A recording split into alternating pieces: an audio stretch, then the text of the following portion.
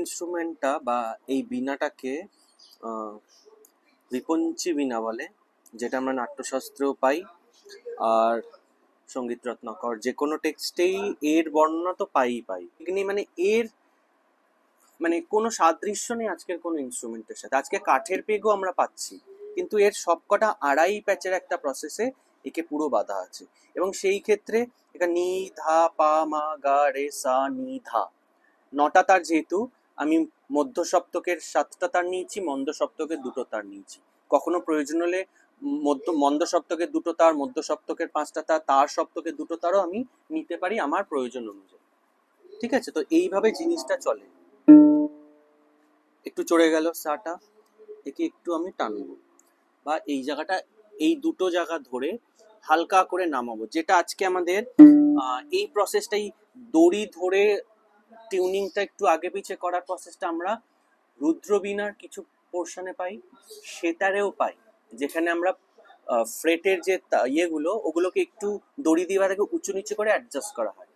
এইটা সেই সময় ছিল, বাট আমি রিলেট করছি না, বাট এই প্রসেসটাই উঁচু নিচু করে যে টিউনিংটাকে, শ্রুতিটাকে ঠিক করার প্রসেসটা আজও কোথাও না কোথাও আমরা পাই।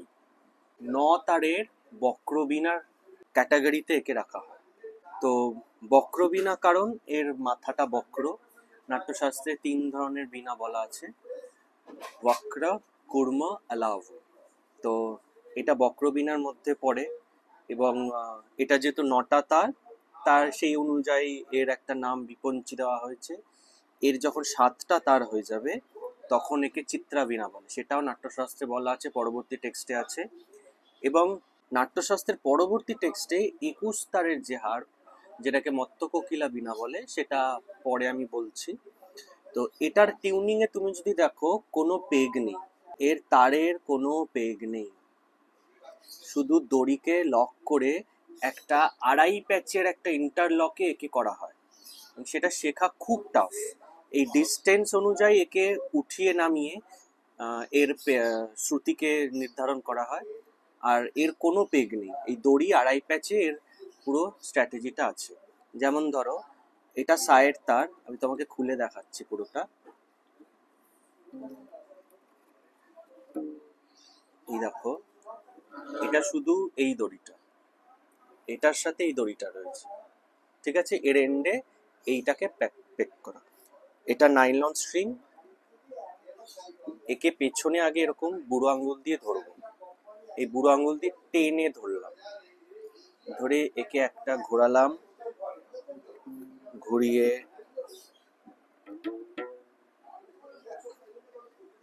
এর ওপর দিয়ে যাবে, আবার এ ঘুরে আসবে, এসে এর নিচ দিয়ে যাবে, কিন্তু এইবার এ উল্টো ঘুরবে। এই টানটা এখানে ধরে নিল, ধরে এবারে যাচ্ছে যাচ্ছে যাচ্ছে, আবার এর পেছন দিয়ে ঘুরবে, ঘুরে লক হয়ে গেল। একটু চড়ে আছে, এবার একে আমি অ্যাডজাস্ট করে নেবো এরকম টেনে, বা কখনো তারকে এরকম ঘুরিয়ে লাইন আপ করে। ই স্কেলে আছে, তো ই স্কেল যখন আছে আমার আর একটু ডি স্কেল দরকার হবে, তো আমি এর পেছনের স্ট্রাকচারটাকে একটু এদিকে ঘোরাবো, ঘুরিয়ে একে আমি দরকার পড়লে একটু নামিয়েও দিতে পারি আমার টিউনিং অনুযায়ী। ই ডি শার্প হয়ে আছে, আমার ডি দরকার, তাই একে আমি একটু টানবো, ব্যাস পুরো ডিতে দাঁড়িয়ে গেল, ডি হয়ে গেল। দেখো এইটাই আছে। এবং তুমি ধরো যদি কয়েনটাকে লক্ষ্য করে এরকম দেখবে, এরকম ডাঁট ডাঁট দড়ি দড়ি এরকম ঝুলছে, এসব পাবে। আর ওটাও এই পেগ ছাড়াই ছিল। সমুদ্রগুপ্তের যে গোল্ড কয়েন, যেটা 7th সেঞ্চুরিতে আমরা পাই, আমি তোমাকে ছবিটা রেফার করব, সেইখানে এইটা রয়েছে, 9 তারের হার বাজার। এবং কোথাও কোথাও বলে সারঙ্গদেব বক্রবীণা কিছু একটা বাজাতেন, বাট সেটা প্রপার এভিডেন্স পাওয়া যায় না ঠিকই। বাট উনি কিন্তু মানে প্রকরণ গ্রন্থ হিসাবে নাট্যশাস্ত্রের সবচেয়ে প্রমিনেন্ট গ্রন্থ হচ্ছে সঙ্গীত রত্নাকরকে বলা হয়। অভিনব ভারতীয় আছে, বাট অভিনব ভারতীয় কিছু জায়গা মিসিং, বাট যদি প্রপারলি একটা এক্সপ্লেনেশনের জায়গায় সঙ্গীত রত্নাকরকে দেখা যায়, সে নাট্যশাস্ত্রের যুগে ভরত এক জায়গায় মেনশন করেছিল বৈনিক, বৈপঞ্চিকা বৈনিকশ্চ, এরকম ভাবে বলেছিল। তো বৈপঞ্চিকাও তো বীণাবাদক, তো বৈনিকশ্চ কেন বলেছে? বৈপঞ্চিকা বীণাবাদক, বৈনিকটা আলাদা করে কেন বলতে গেল? সেইটা পরবর্তীকালে সঙ্গীত রত্নাকরে সারঙ্গদেব বলেন যে বৈনিকের মাধ্যমে যে বীণাতে এক্সপার্ট, যে তুমি যেটা জানো যে ব্যাকরণ ভালো জানে তাকে বৈয়াকরণ বলে, তো যে বীণায় এক্সপার্ট তাকে বৈনিক বলা হয়। Not only player, expert in veena playing.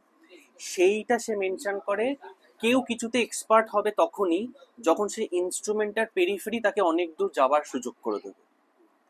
দুটো তার হলে কত দূর সে এক্সপ্যান্ড করতে পারবে।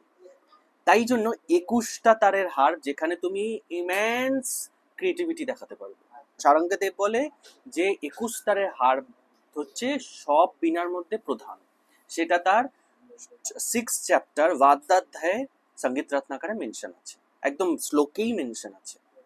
ঠিক আছে, তো সেই ক্ষেত্রে এগুলো তো ছিল। পরবর্তীকালে যেহেতু দেশি ইনফ্লুয়েন্স আসে বা কোথাও গিয়ে এই নলেজ গুলো যেহেতু হারিয়ে যেতে থাকে, এই ইনস্ট্রুমেন্ট গুলোর পরবর্তীকালে যে অভিব্যক্তি ঘটে, যে অন্য ইনস্ট্রুমেন্টের ট্রান্সফার হচ্ছে, বা পিয়াল্লা যে বলে যে এর শ্রুতিগুলোকে মেন ধরছে, ইনস্ট্রুমেন্টের স্ট্রাকচার রূপকে না, তার স্বরূপকে ধরছে।